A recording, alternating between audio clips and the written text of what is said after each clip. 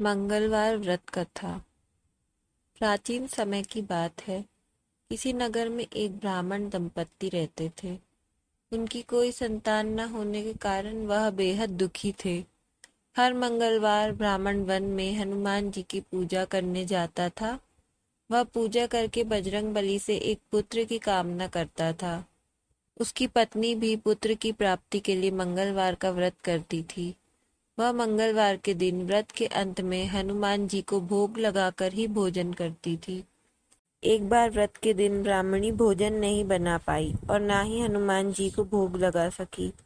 तब उसने प्रण किया कि वह अगले मंगलवार को हनुमान जी को भोग लगाकर ही भोजन ग्रहण करेगी।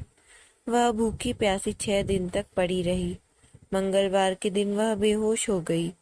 हनुमान जी उसकी श्रद्धा और भक्ति देखकर प्रसन्न हुए। उन्होंने आशीर्वाद स्वरूप ब्राह्मणी को एक पुत्र दिया और कहा कि यह तुम्हारी बहुत सेवा करेगा। बालक को पाकर ब्राह्मणी बहुत खुश हुई। उसने बालक का नाम मंगल रखा।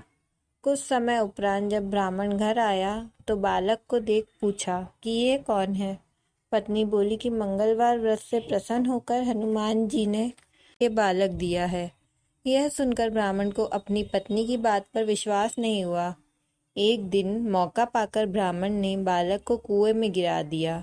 घर पर लौटने पर ब्राह्मणी ने पूछा कि मंगल कहाँ है। तभी पीछे से मंगल मुस्कुरा कर आ गया।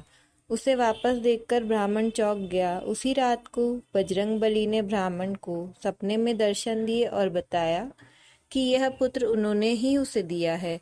सच जानकर ब्राह्मण बहुत खुश हुआ, जिसके बाद से ब्राह्मण दंपत्ति नियमित रूप से मंगलवार का व्रत रखने लगे।